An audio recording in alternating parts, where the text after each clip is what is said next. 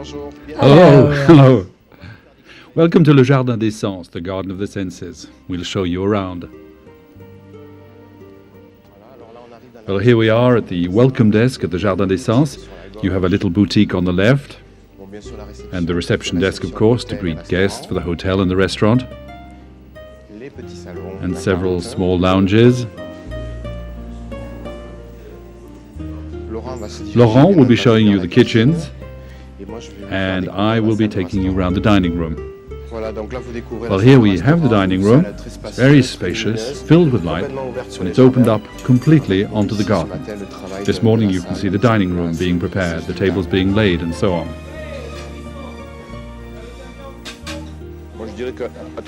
I'll be taking you through the kitchens. It's a fact that our cooking is inspired by all the elements we find here in Languedoc-Roussillon of southern France. But ours is not an experimental type of cuisine. It's not traditional cooking either. I think you could say it's contemporary cuisine, reflecting today's world. We try to make the kind of food you'd like to eat if you went to someone else's place.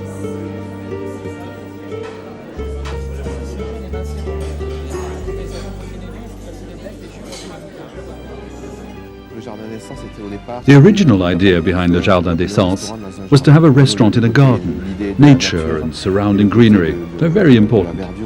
What we've done here was not at all inspired by the Michelin guide, nor by the Relais Chateau or by the Goemio. What we do is the things we like doing, what we enjoy doing in the way in which we enjoy doing them.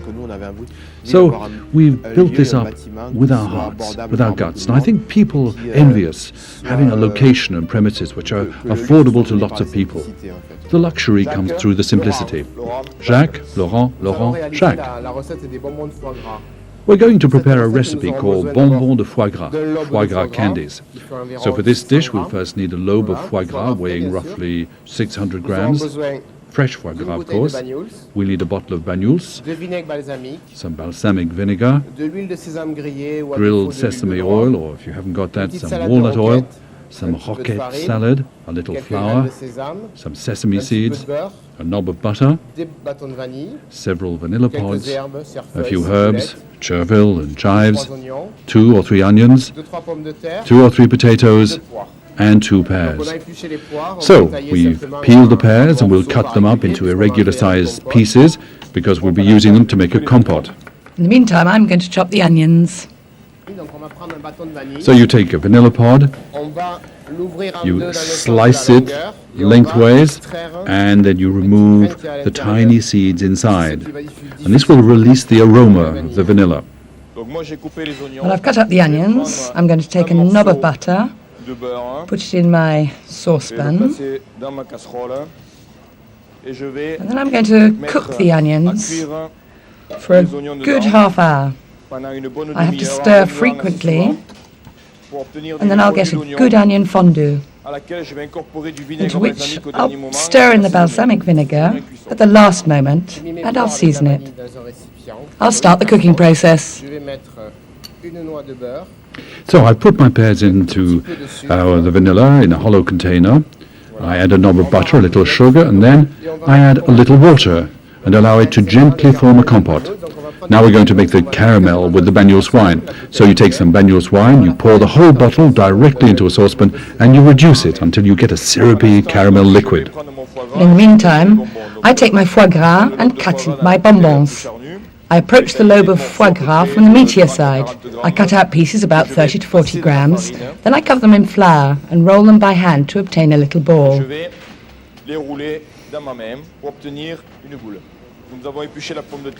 peeled the potato and washed it, and I'm going to grate it to obtain strings.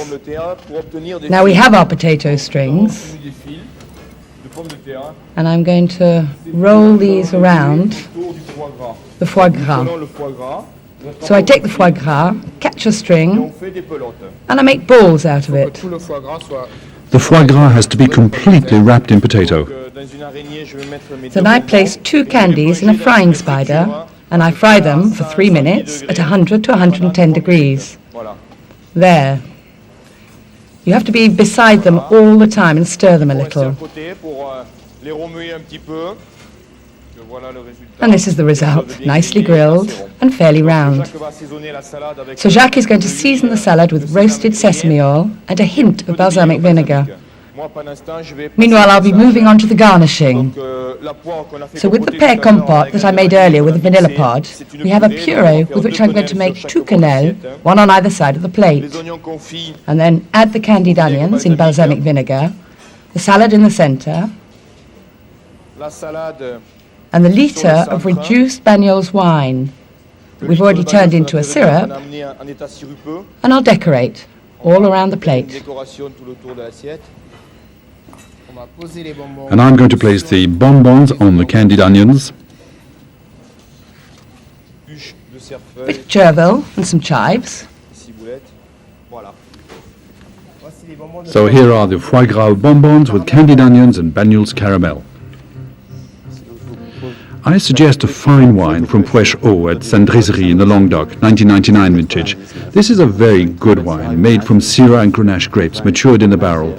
It has lots of substance, it's quite explosive, it would go very well with the foie gras, and particularly the Bagnols syrup. Nowadays the little wines from this area in Montpellier are very popular. We've got the Languedoc wines, the Majulien, we have the Poichot, the Corbière, we have the Saint-Jean-de-Bébian, some very good wines. Here we are on the Côte de Languedoc hills with Gérard Bru. Tell me, Gérard, what was here 15 years ago? Well, 15 years ago there were no vines and no house. The property was a kind of crazy venture, a childhood dream I've been pursuing for years. I didn't market our wines for about 10 years. We went through local wine cooperatives. And then I reckoned it was good enough, so I bottled it, the way you can see here. So now we're going to taste some 2000 vintage. Guy will pour it for us. So this is a Poichot? Yes, a Poichot 2000, grand first growth. The fruit is very ripe, lots of substance, lingers in the mouth. Has a hint of licorice. Because the wood hasn't had time to work yet. It's a bit short on cocoa. Promises to be a good year, don't you think? 2000 will be a really remarkable year because it has so much finesse. What's interesting is to follow the evolution of a wine, and I think that Poichot has the ability to age, particularly the 1999, 98 and 2000 vintages. We're sure of that already. Here we're near to Gignac, in a little village called Pourcel in the north of the Hérault department near Montpellier. We've come to see Roger Maelstaff, who's a slightly zany gardener. That's how I think of him anyhow. And it's true that he produces some fabulous vegetables for us.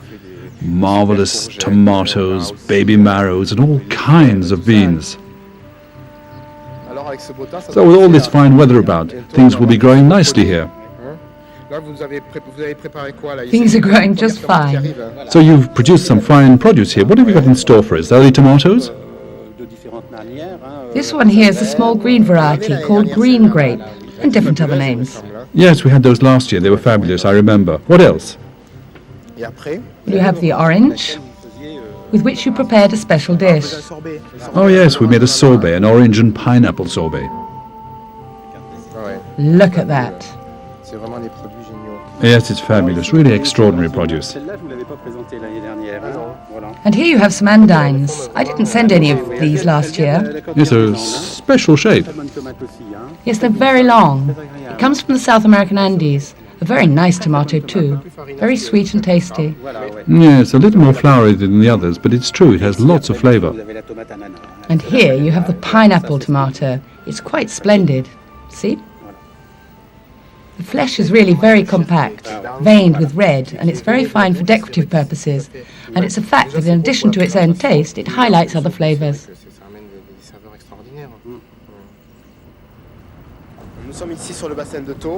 Here we are on the Thau Basin.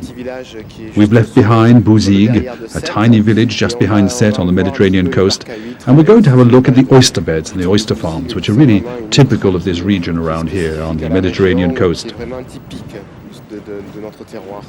The oysters have a strong iodine flavor, and they're much more salty than the oysters you find in Brittany. They're not as big, but they're much tastier, at least I think, with a little hint of hazelnut that lingers on the palate. Could you open one for us? Yes, of course.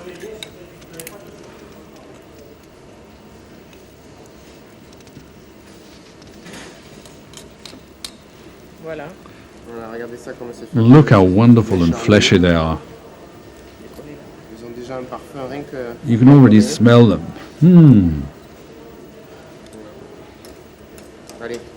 Come on, let's try one.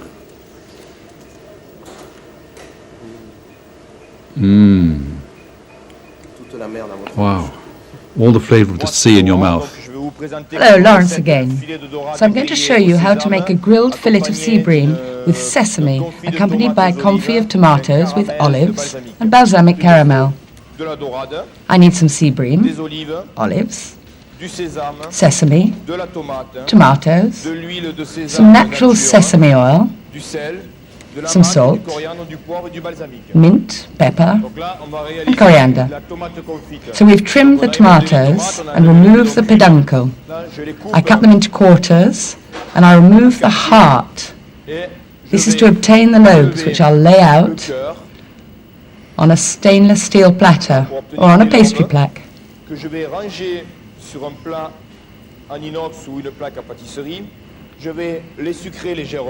I sprinkle a bit of salt, some sugar, and add some olive oil. And now they're all ready to pop in the oven, and I'll leave them for 2 hours at 180 degrees. As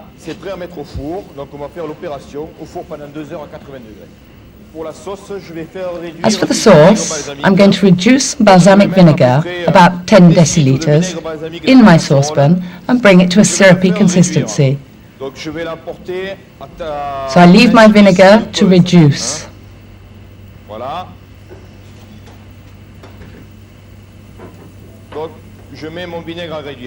In the meantime, I'll chop up my olives, which will be used as garnishing later.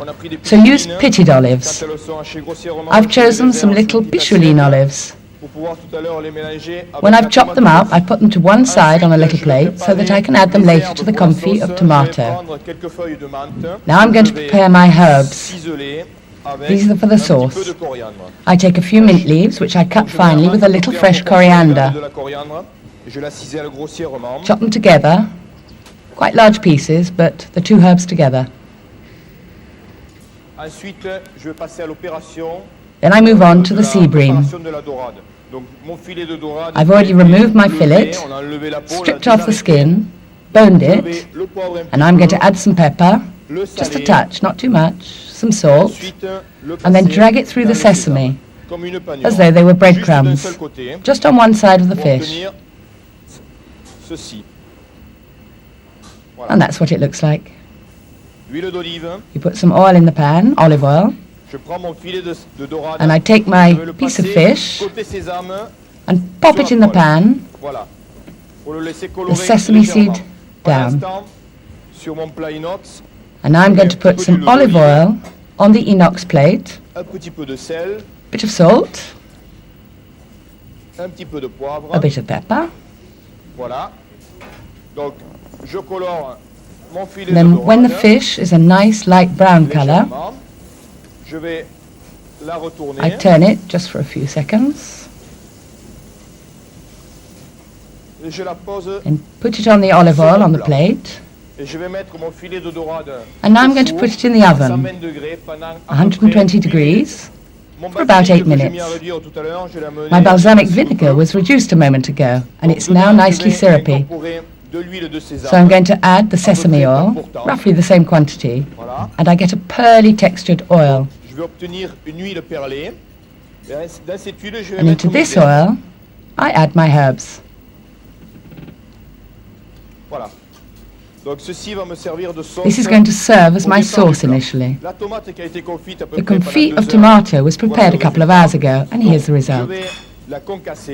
So I'll crush it fairly crudely, like this. Put it into a container to warm it up slightly. together with the olives, which have been gently stewing over the fire. And then I serve this lukewarm in a ring, nicely moulded in the center of the plate. Donc dans un cercle bien moulé au centre de l'assiette. Nice tomato compote in the middle of the plate. Sur ma compotée de tomates, je vais glisser. I go back to the fish. I slide it on to the top of the tomato.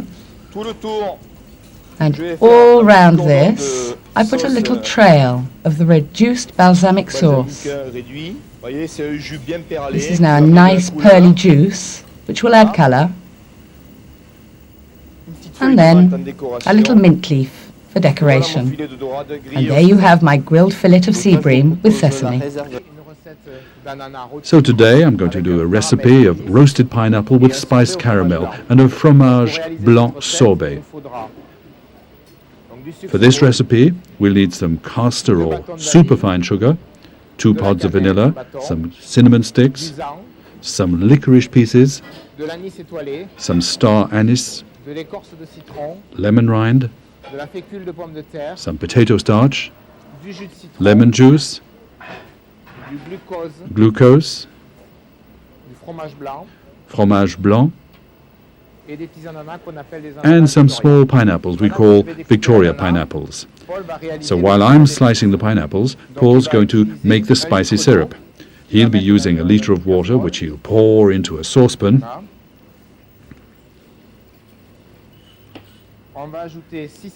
And he'll add 600 grams of sugar. And then we put in all the spices we saw earlier, along with the lemon rind. We mix it all well together. And I'm going to peel the pineapples. And I'm going to keep the leafy part for the decoration that I'll be using later. So now we put in the star anise, the cinnamon, the lemon, and now we'll cut open the vanilla pods to remove the vanilla. There. There we go. And we bring all this to a boil. And now we'll make the fromage blanc sorbet.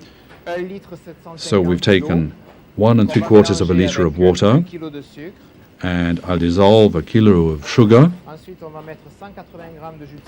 and then add 180 grams of lemon juice, 220 grams of glucose, and then we'll add the whipped fromage blanc.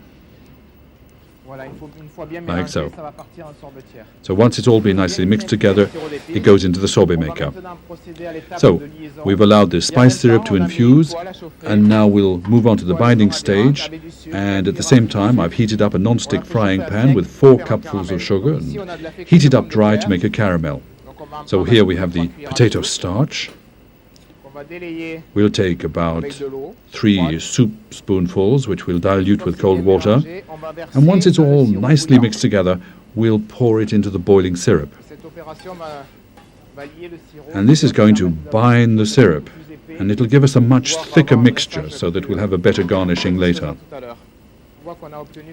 So you see we have something quite thick, which has become like a coulis. So our sugar is now caramelizing, and into this we're going to add 2 knobs of butter, and we'll place the pineapples to be roasted in it. So you can give it a good stir and color it nicely, so you have to keep on stirring. So we'll decorate the plate with the cinnamon, the vanilla and the star anise, and then we'll place the pineapple, which has been roasting for roughly 6 to 7 minutes, and we've kept the leaves for decoration so that it'll look rather nice on the plate. There you are. And then we add the spice syrup and a quenelle here of fromage blanc sorbet to accompany the pineapple. So there you have pineapple in caramel spices with its fromage blanc sorbet. We're in Avenue Wagram in Paris at the Empire, and the Pourcel brothers have accepted the invitation of a large jeweller's to delight their guests from the jet set. The party's in full swing.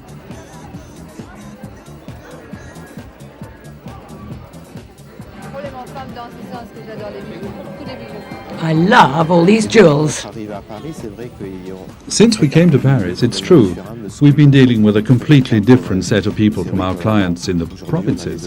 And it's a fact we're often asked to organize prestige events like this. And I think it's very interesting. And then we're also very withdrawn, despite our love of family. And from time to time, we enjoy getting together with ordinary people.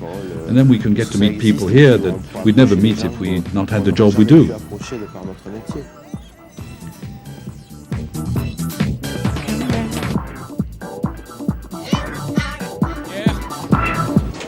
With the carefree jauntiness of a pair of yachting skippers who've prepared their ocean crossing, Laurent and Jacques stride along the deck of their vessel. So here we are at Rochelong, near Agde on the Mediterranean. Agde is where we were born, and here we are at the place where Laurent and myself get together with the rest of the family, particularly in summer. And we come here to rest and get away. And then we have the sea at our feet. There's nothing better. So wonderful to go and wet your feet and get a bit of exercise. Okay, we're going to go down to the water and see what happens when you get in the water. You see what happens when you try to pretend you're a youngster on the ski slopes. When I tell people that I slipped in the kitchen, no one believes me. We really love this region. We adore the sea. It's our drug, really. We have to get down to the water to go fishing, sailing, swimming, and just lounging on the beach. Everything we do here on the Mediterranean is really such great fun.